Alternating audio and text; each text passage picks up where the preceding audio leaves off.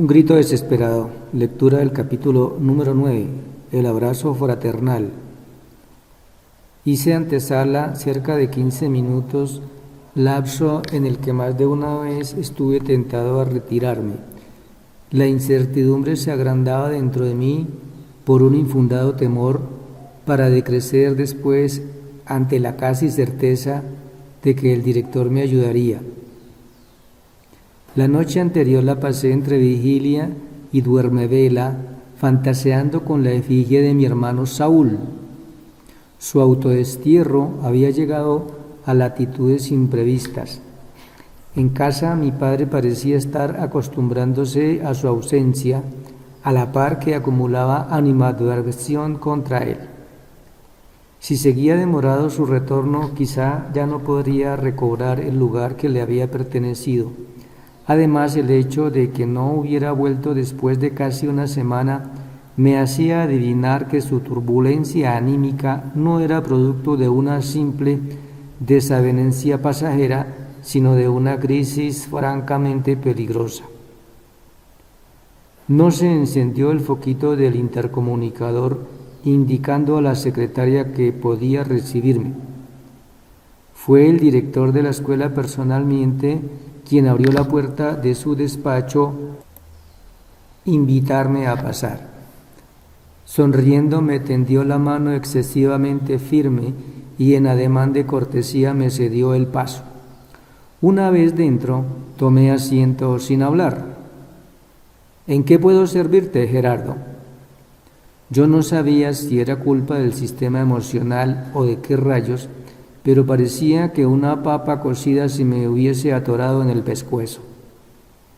Quiero agradecerte por haberme devuelto mi portafolios, agregó al verme callado. Asentí. No tienes por qué darlas. Son galanterías que acostumbro, pensé socarronamente. Me alegra que vengas a verme, continuó entusiasmado, simulando no percatarse de mi inhibición, porque el próximo viernes voy a iniciar una serie de conferencias para padres de familia. Es algo que vengo planeando desde hace mucho tiempo. El material que les daré es el resultado de muchos años de estudio y trabajo.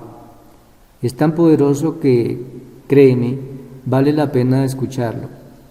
Debes tratar de convencer a tus padres para que asistan.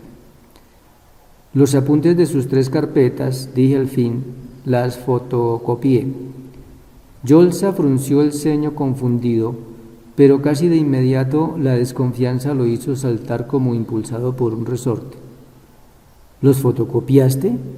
¿Para qué? Tal vez me gustaba jugar con la gente porque no había necesidad de confesar eso.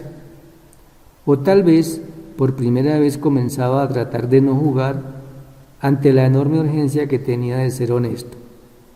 El director tomó asiento parsimoniosamente sin apartar la vista de mi rostro como un cazador vigilando a su presa. ¿Pretendería yo chantajearlo con sus cartas personales o algo así? Si usted quiere, se los devolveré íntegros, proferí sin mucho entusiasmo.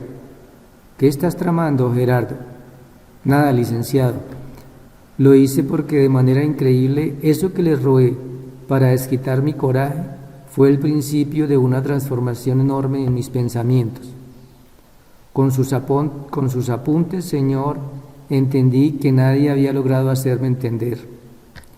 Aunque usted no lo crea, me volví menos agresivo y sentí que si los conservaba podría ayudarme en ellos en el futuro.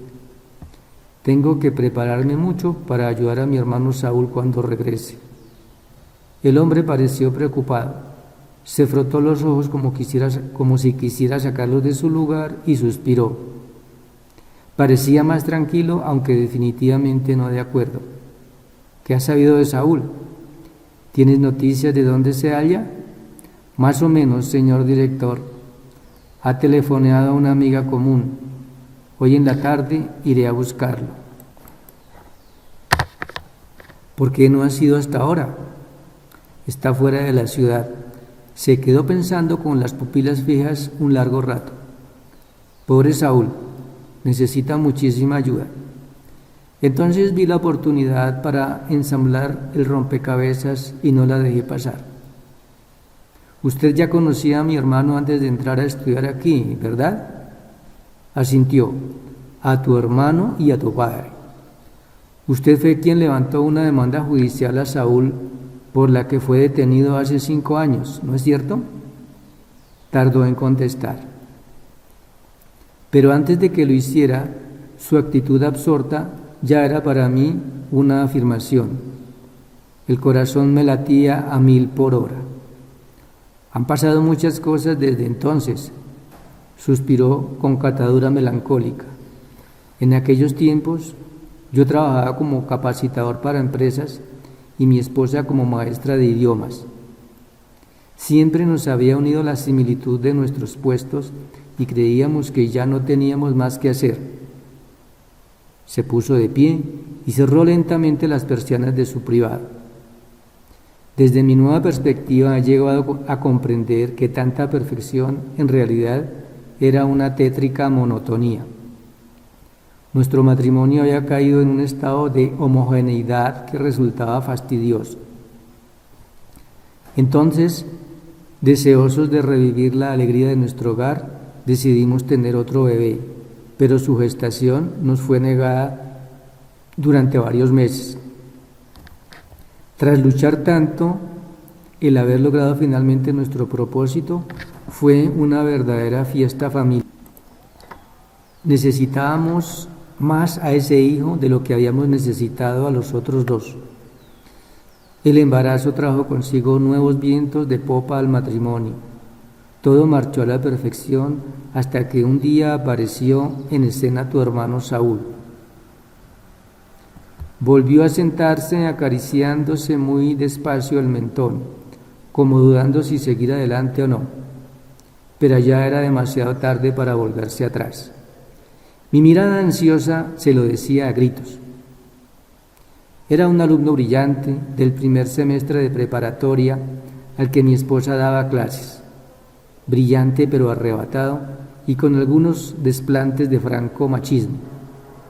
Primero se acercó a ella para pedirle que fuera su amante platónica.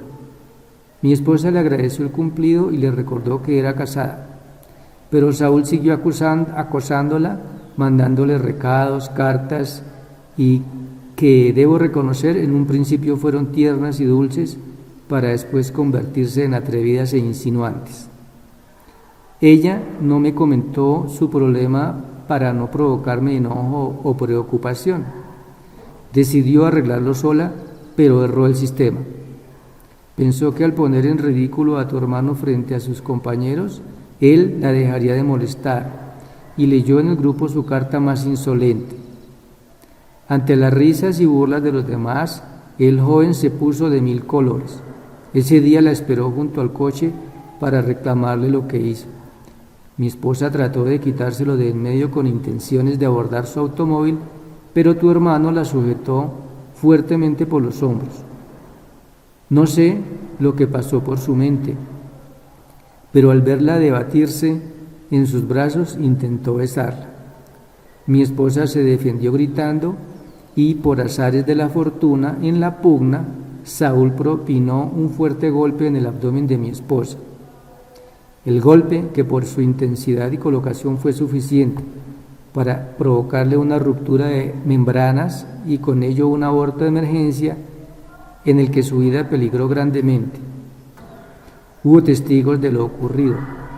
Y bueno, suena mal, pero tu hermano cometió infanticidio imprudencial con agravantes de alevosía, ventaja y lesiones tanto físicas como psicológicas. De haber sustentado la acusación, en ese instante él estaría purgando una condena.